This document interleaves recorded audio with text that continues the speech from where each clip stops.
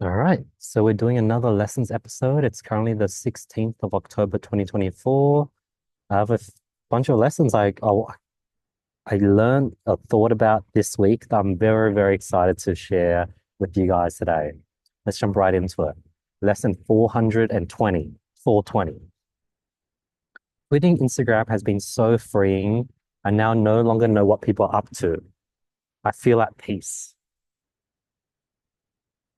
Because I have this ability to know what's happening in people's lives through their activity on social media, whether it's them posting stories, how active they are, how long it takes for them to reply to me.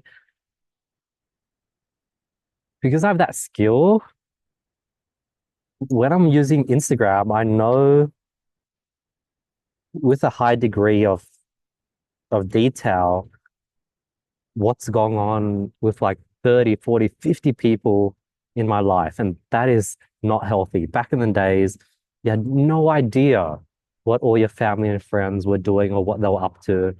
And the brain cannot compute knowing what's happening in 50 people's lives. So I truly feel at peace, having no idea what's happening or what people are up to. And I feel like happy. Yeah, I feel like relief. It was just too much data. But yeah, I can dig into that more, but I'm happy not knowing what people are doing. I think what it what happens is when you're seeing what is happening in other people's lives, is you're giving your energy, your life force to them, which means there's less love and care and attention to your own life. I think that's sort of what I've learned. It's that now I have all this extra energy and attention for my own life. That's what quitting Instagram has taught me. Lesson 421. Nobody in this entire world deserves to feel invisible. Yeah, no one deserves to feel invisible. Everyone in this world deserves. I don't know if everyone deserves to be seen, but I just know that like no one deserves to be hurt. No one born in this world deserves to be invisible. My goal is to like spread as much kindness as possible and find a way to scale kindness and scale making people feel seen. Like my whole value giving funnel is basically a microcosm, me trying to scale me trying to scale my kindness, me trying to scale making people feel seen. That's yeah, it's the first step.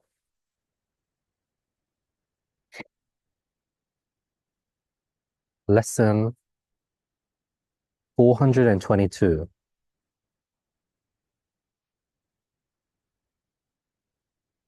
I would get value from being my own friend, but I wouldn't get value from watching most of my own content. Like I need to take a step back and start creating content that I would personally get value from. Yeah. Like the reason why my YouTube did so well at the beginning was that I was creating content that I wished I had. I was giving a lot of value. I wasn't holding back. I was being very clear, concise, very logical with the numbers. I wasn't being wishy-washy about it. And then I went down this rabbit hole of like giving low quality content, then another rabbit hole of trying to copy what's currently working and what's currently going viral. And now I just want to go back to or not even go back to, but I want to push towards this new vision of like, let's create content that current me wouldn't mind watching and would get value from watching. Lesson 423.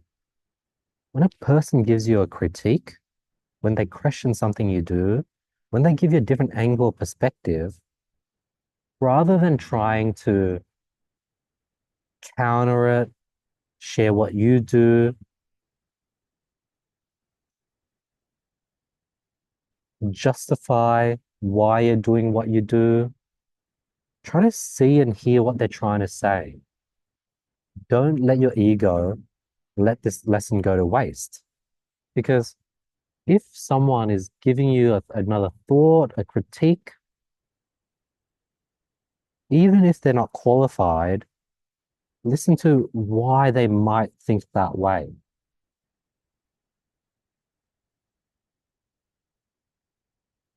For example, I had a mentor that just told me off for being like a scammer or fake guru, teaching people when I'm not making money myself, how to make money,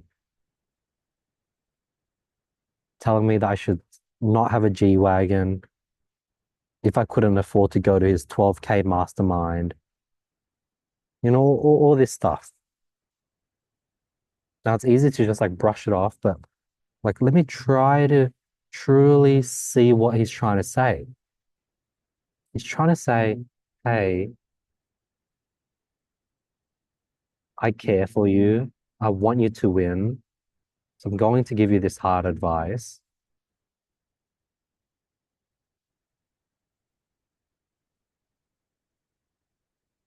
This is something that I wish I would have heard. I can relate and understand to these mistakes of I've made these mistakes, so I want you to avoid them. The only reason I can see and call out these mistakes that you're making is because I personally went through them. I bought a car before things are really solidified. I didn't invest in myself, but I spent 100 grand at the club. Um,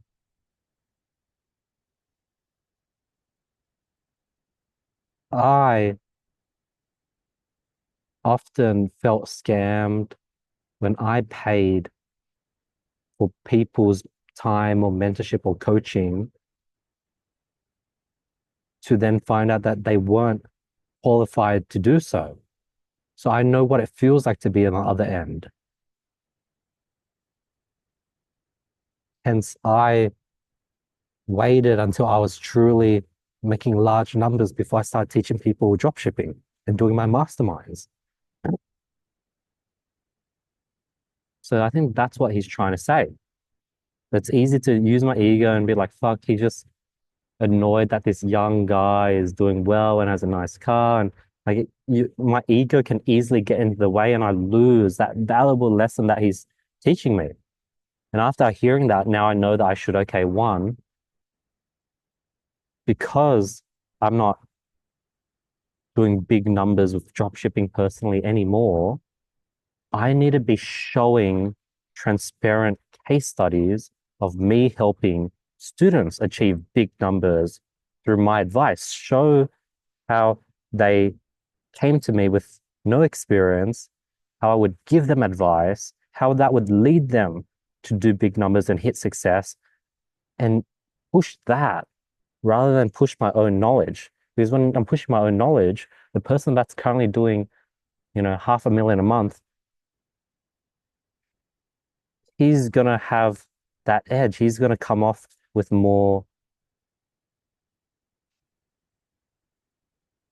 um, more, he's gonna come off more credible. But if I show behind the scenes of how I guided a student to make 500,000 a month, that actually puts me above him because I'm not only able, like I'm helping someone else do it, showing that what I teach is replicatable and that what I teach someone else other than me can also achieve. So I think that's what I learned from that. And it's also taught me, it's like, yeah, I need to stop, like I should not buy fancy things until things are really, really solidified. So that was another lesson. Let me message him and thank him.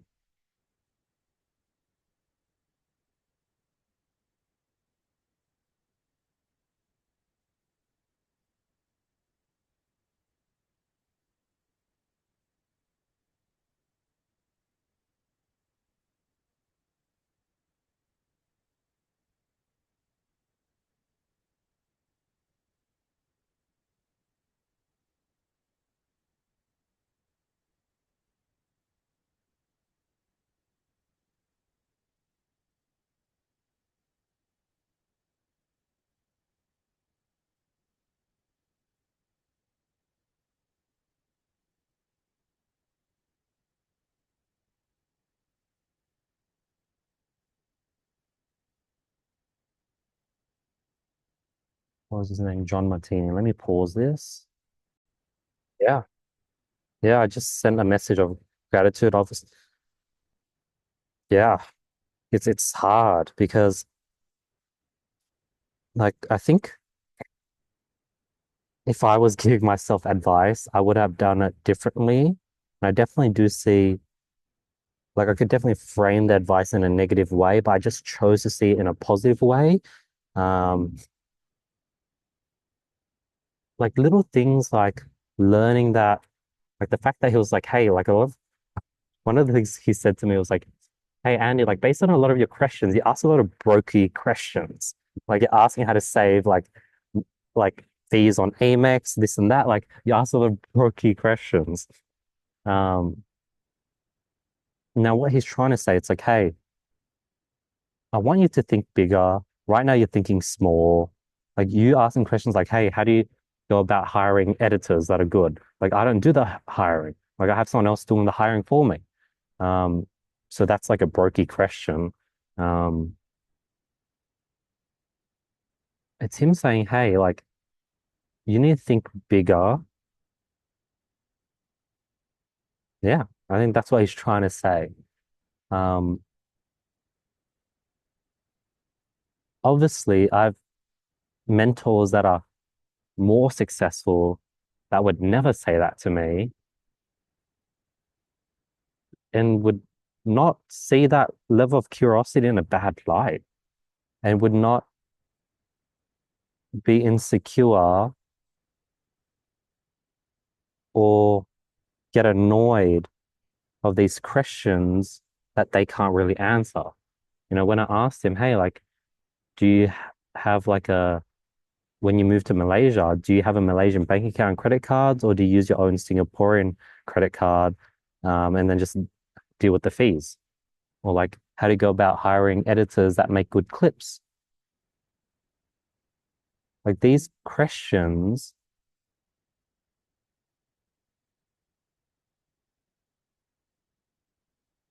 the mentors that are doing better, like I've really successful mentors, like would probably say something like, I don't do the hiring. I have, ABC. He does all the hiring and, he just hires what needs to be done. He wouldn't be offended by that question and he would actually see it as just me being curious. So I also, like, I don't want to put everyone on a pedestal and see everyone as giving good advice. But if I'm getting advice delivered in a bad way, or even if I'm getting bad advice, I can see, I can still reframe and try to hear and listen to what they're trying to say and get lessons from that. Because now I know with certain people, I need to match their energy and not ask pokey questions. And I should, like a doctor doesn't want to hear you asking them questions that they can't answer. That's going to annoy the doctor. Like if you ask the doctor, hey, like what causes inflammation in my ankles? Why, well, like let's say you ask like a question like, why do I get more sore running long distance, slow pace compared to short distance, fast pace? A lot of doctors would be like, dude, why are you asking that stupid question? Um, and what you can learn from that is you should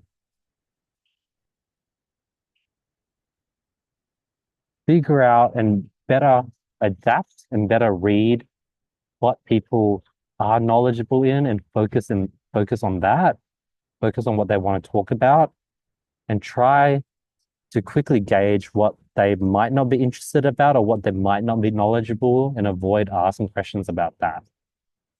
Yeah.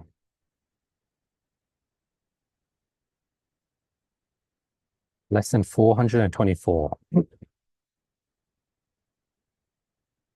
I'm going to rephrase this. Well, I'll say it in one way and I'll reframe it. if a person gives a nerd, if a person gives the nerd, the shy person, the weird person, the old person a chance, that person has a good read on people. And they aren't, easily impressed by the quote unquote cool person that everyone else is impressed by. So let me reframe that. Like if a person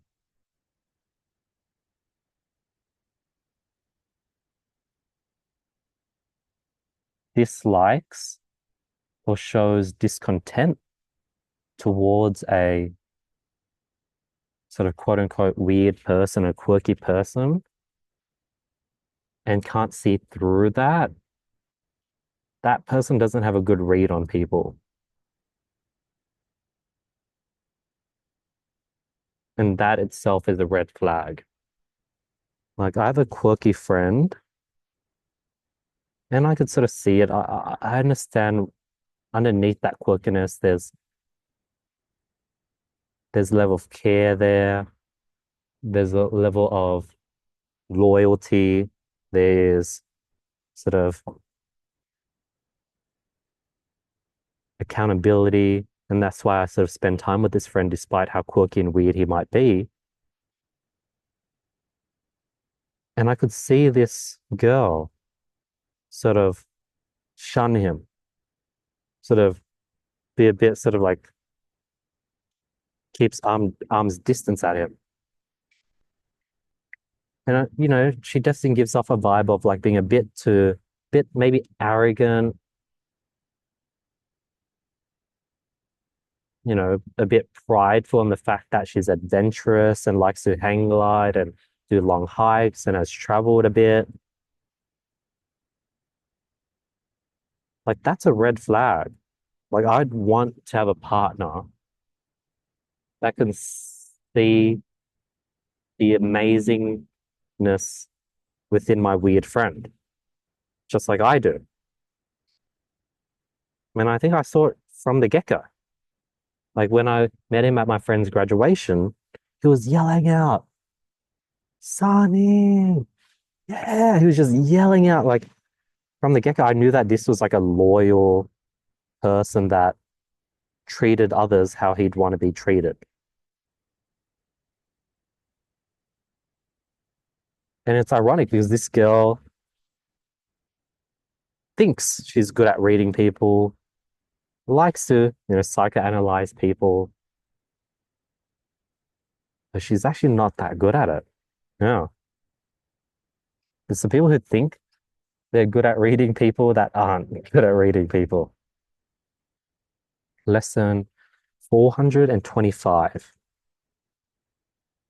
I like a girl who's picky with who she wants to share her reproductive resources with. This is a funny one. I've been reading this book by Dr. David Buss, this book about jealousy, and it helped me understand that, females have a limited amount of reproductive resources, and they would want to save that for a suitable mate that can give them strong offsprings with good DNA and could help them raise that offspring well.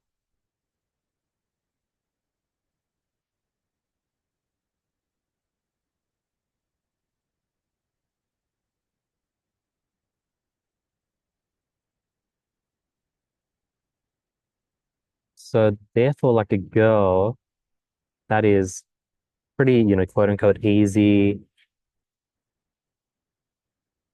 gets in relationships easy, has been in many relationships. Um,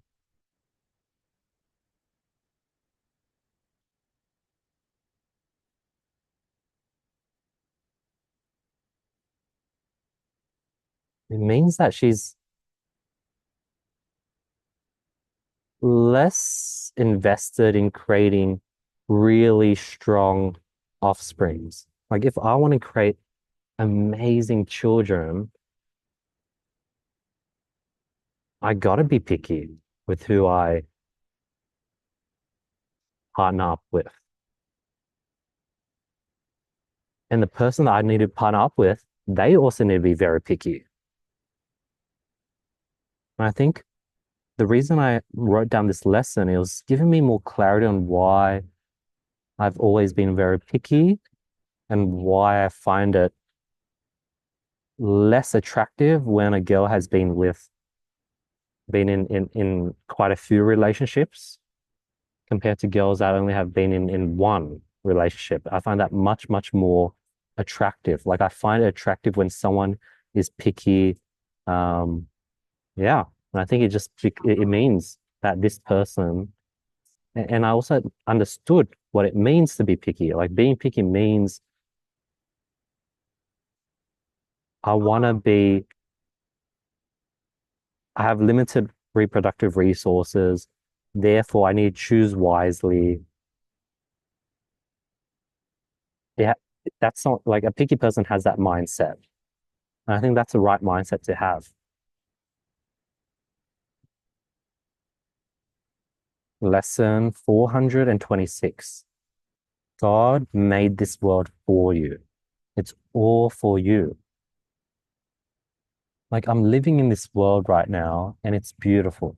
There's beautiful people, there's beautiful weather, there's there's summer, there's four seasons, there's a human condition where like, you know, I can't run infinitely. You know, I get tired, I run out of breath. Um,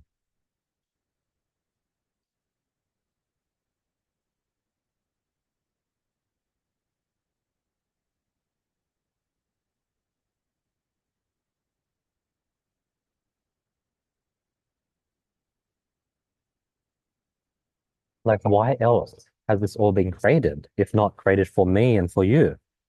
Like this world is created for you. Why else would it have been created for? Like, for example, game creators create games for the players, you know, like League of Legends. I used to love playing League of Legends. The game makers made that for me.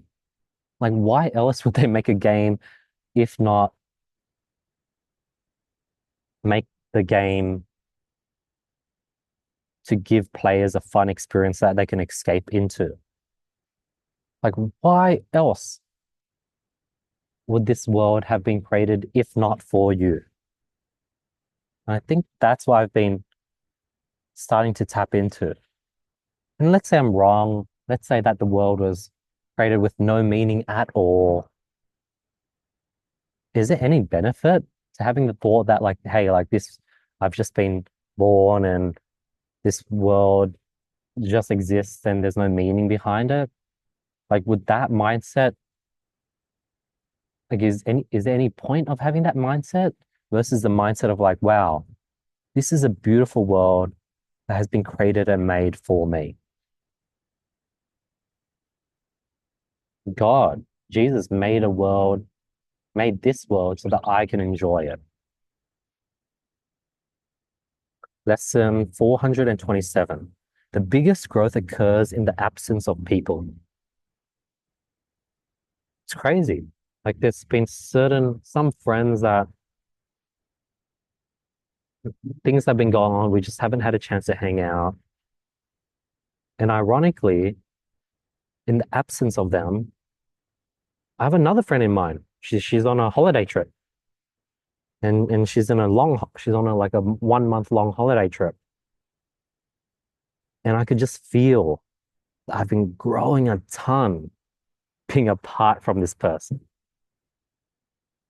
And that the gap is exponentially growing. Whereas when we were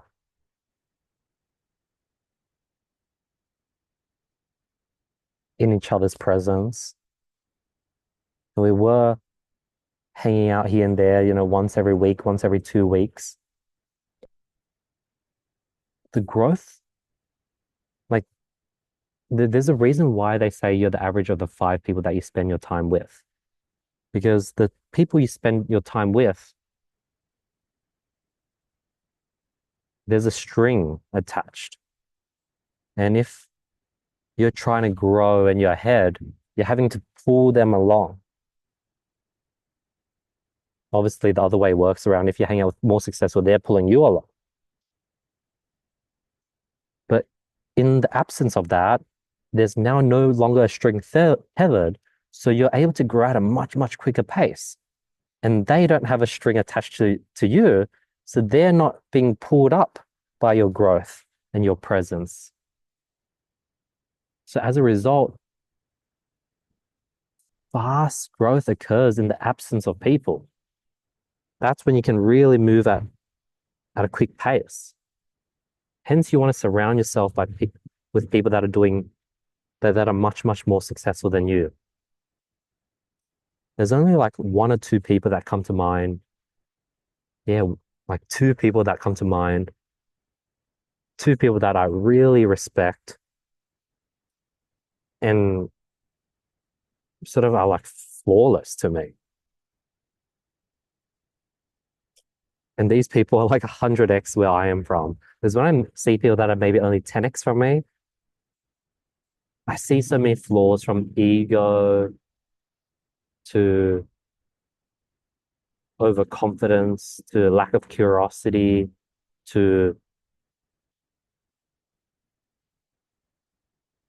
through lack of hunger and too much contentness and sitting in comfortability.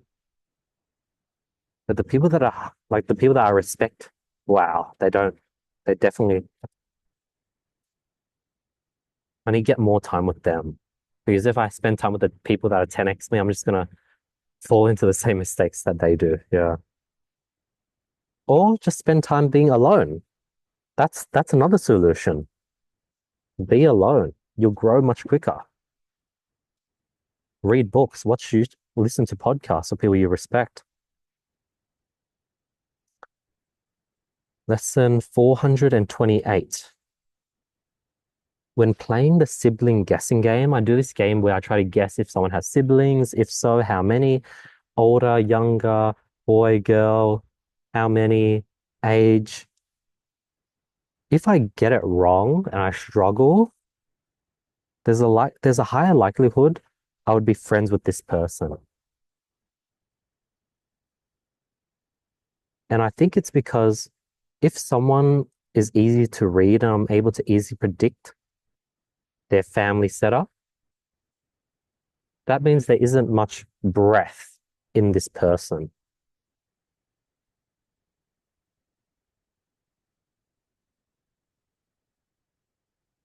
And the person's maybe a bit more shallow, a bit more easier to read. And definitely a person that I try to have a wider breadth of life. But I think breadth also comes from trials and tribulations. So these people that are harder to read, it's because they've been through more. These are the people that I should have my eyes more peeled. Like I used to be annoyed or a bit sad or like beat myself up when I fail at this sibling game. But I actually need to see it as a good thing. It's like, oh, this person is actually much harder to read than I thought. There's something here about this person. Lesson 429. I, I'm quitting Instagram and I'm not coming back to Instagram until I achieve these. I'm not coming back to Instagram until I achieve these two things. One, organically grow my Instagram to 10,000 followers just from my YouTube organically. So just because I'm doing so well on YouTube, people are following my Instagram and I'm organically growing to 10,000. That's just a sign that I've cracked and figured out YouTube. And that's my main goal. And two, I meet the future mother of my children. Instagram is such a bad distraction. And I don't think it's a good distraction. I don't think it helps me when it comes to finding a partner, finding my soulmate. And I think in the absence of Instagram, it will give me the clarity and focus I need to find that partner within the next 1 to 2 years. So I'm going to quit Instagram until then.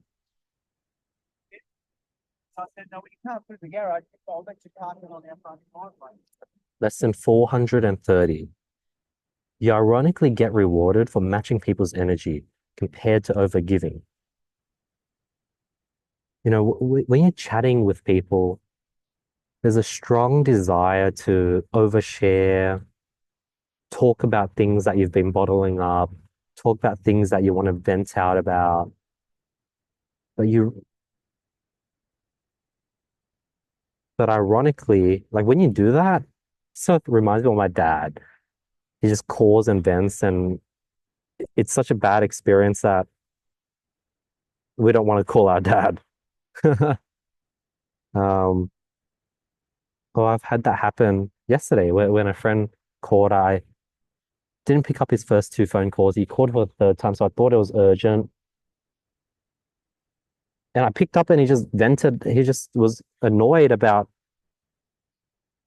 certain things. And I was like, okay, like I'm not going to pick up a phone call from this person ever again. I'm just going to read his text messages. And if it's an emergency, he'll text me it's an emergency.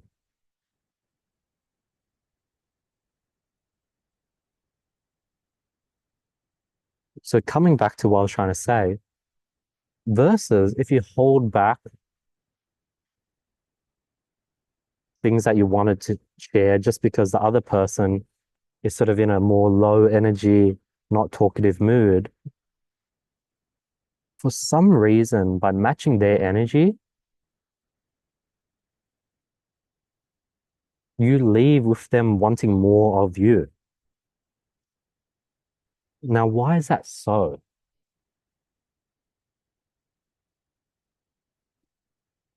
Well, one, you feel it's like sort of like ending like watching a TV show and it ending at a cliffhanger. A cliffhanger means that the the conclusion hasn't been revealed yet. So that's one aspect.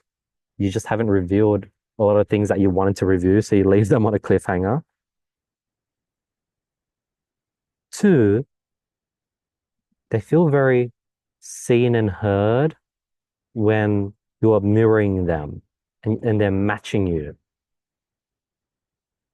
Three, it actually leaves them questioning themselves. It's like, huh, like, why was Andy not talking that much today? Oh, like, I wasn't talking that much, maybe. And it leads them wanting to leave a better impression the next time they see you. So that's my theory why.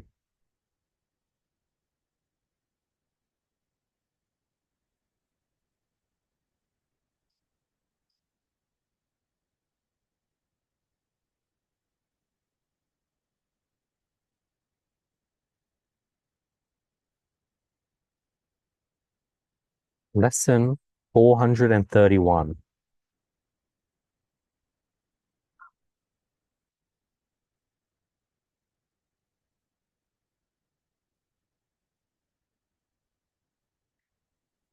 If you don't figure out your own game, your own voice, your own riz, you're not going to attract people. You're going to attract people who aren't a right fit for you. If I watch these pickup artists and copy what they do and copy their approaches and think of pickup lines and learn to be cheesy and quirky and funny, I'm not going to attract the people who are right fit for me.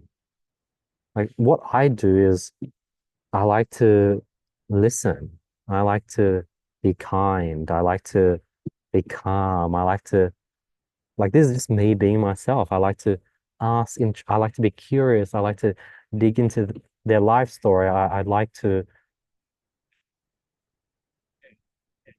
have deep topics and deep conversations and talk about life and talk about trials and tribulations that I'm going through. And that's what I enjoy doing. And when I do that, I attract that type of person. And those are people that are, more of a right fit for me.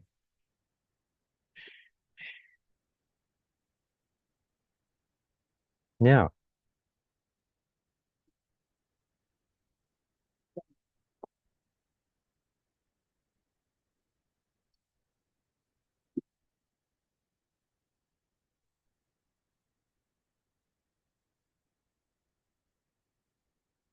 So what I'm trying to say is figure out your own voice, your own game, work at it, double down on it. And eventually you'll start attracting people who are attracted to that.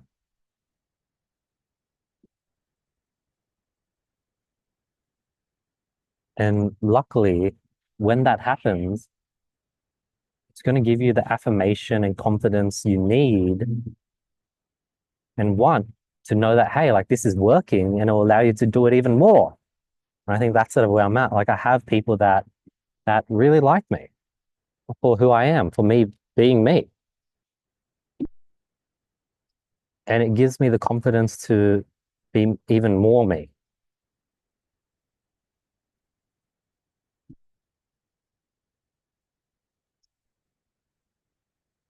Lesson 432. It's easier to be kind to others than yourself. Being kind to yourself is a real fight. This is something I've been trying really hard over the last week. Like I realized if my goal is to spread and scale kindness as much as I can, as far as I can around this world, the first step is trying to learn to be kind to myself. If I can't be kind to myself, how can I possibly scale kindness? Yes, I'm pretty good at being kind to others, but I think I need to be kind to myself. That's the real fight. That's the real challenge. Once I can master and crack that, I'm going to have a better foundation when it comes to scaling kindness worldwide. I didn't, yeah, like I had no idea how hard it was to be kind to myself. I'm starting to get the hang of it now that I've been focused on this mission or this challenge of like, let's focus over the next month on being kind to myself. Lesson 433.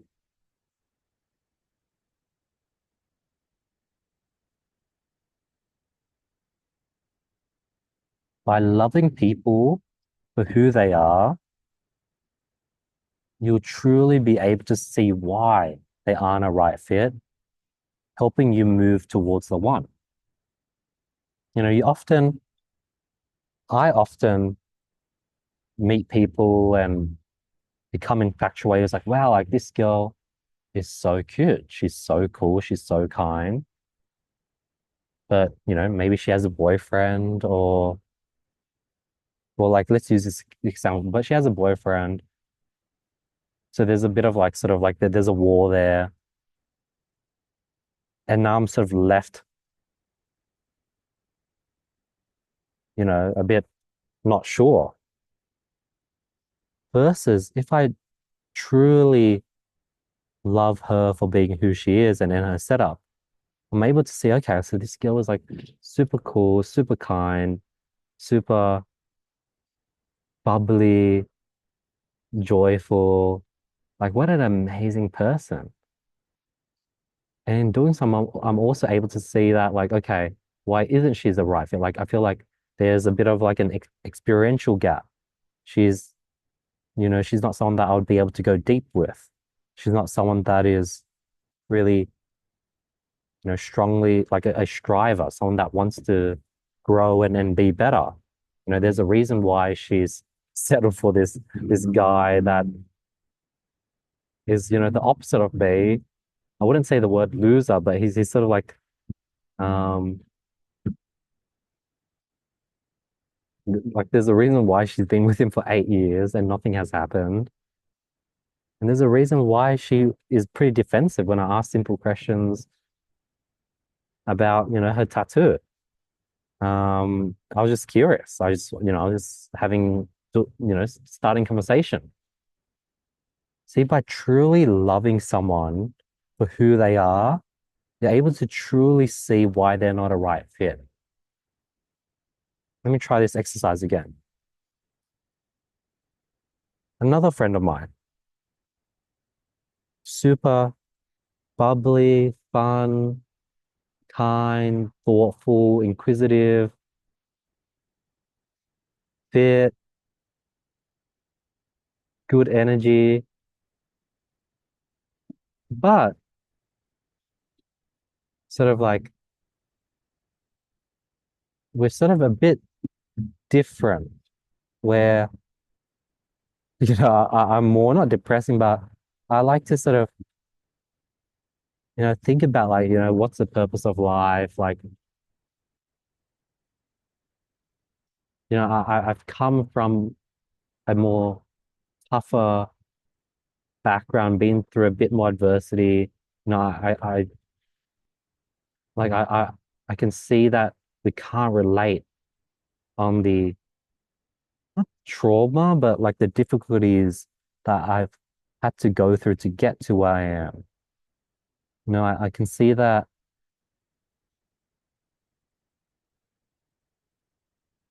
you know, there isn't that vision to leave a print in like an impact, a footprint on the world.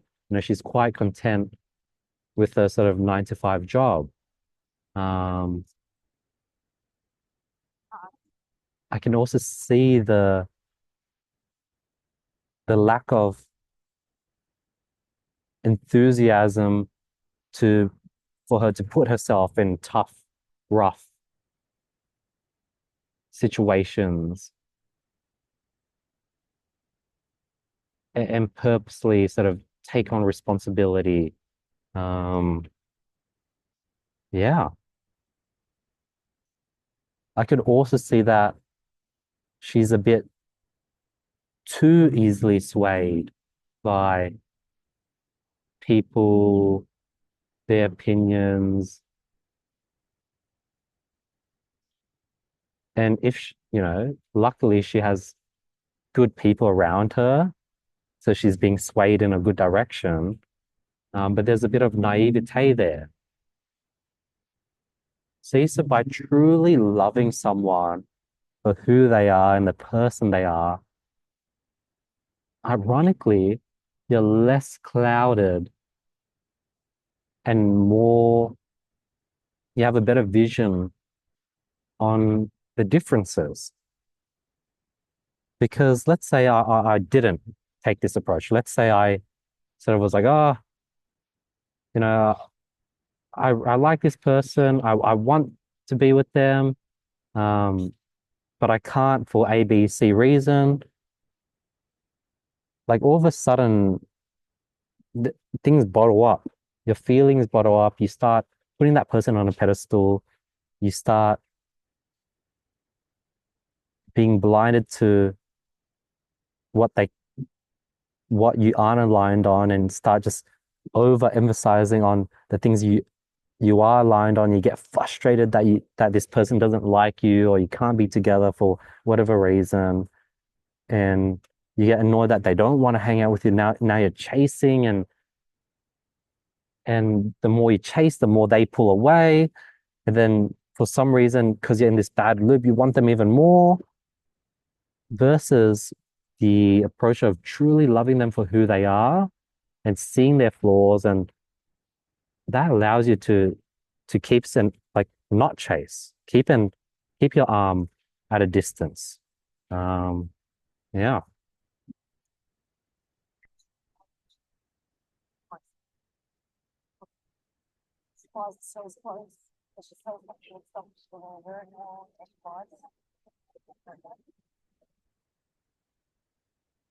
Lesson 434.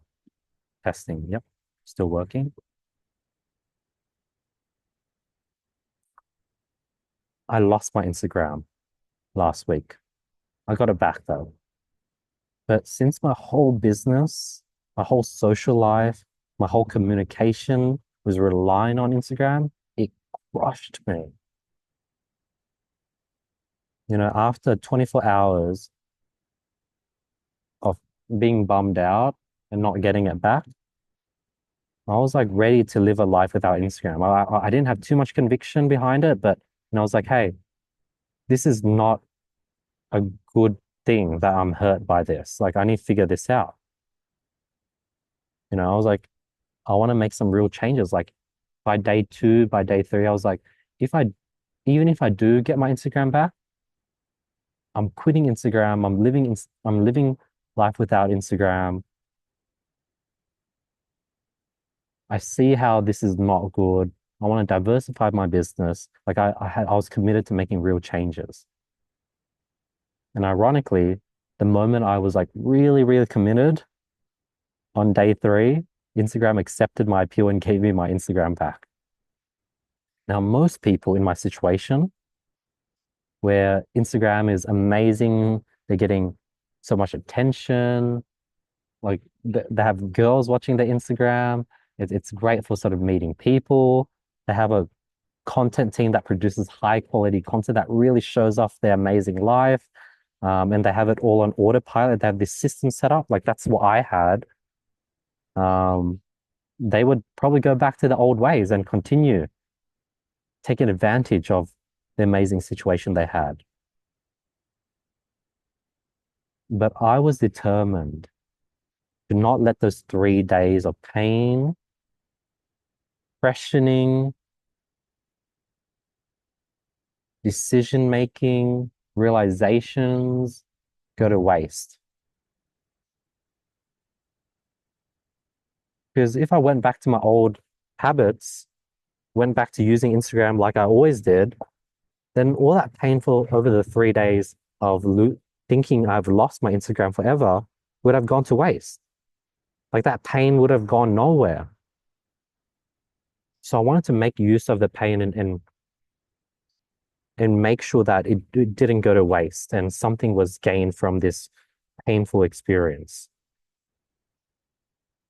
pushing me to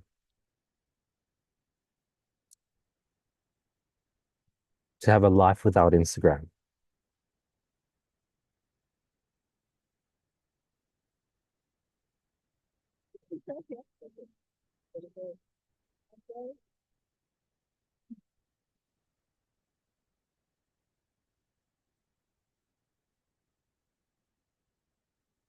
Lesson 335. Why push yourself during workouts? Why do chores? Why keep your house clean? Do it because you love and care for yourself. That's what I've been realizing. Like running, working out, pushing my body is me being kind to myself, me giving myself self-love, me saying that, hey, like I want to be healthy. I want my vessel to be the best it can be. And it's sort of loving myself, being kind to myself, caring for myself.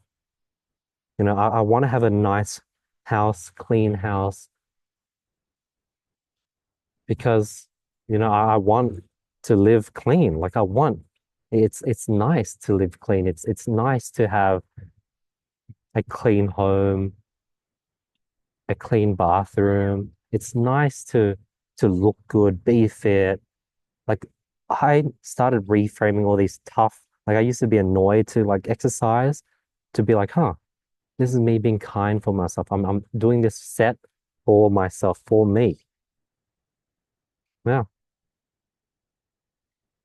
So that's lesson 335.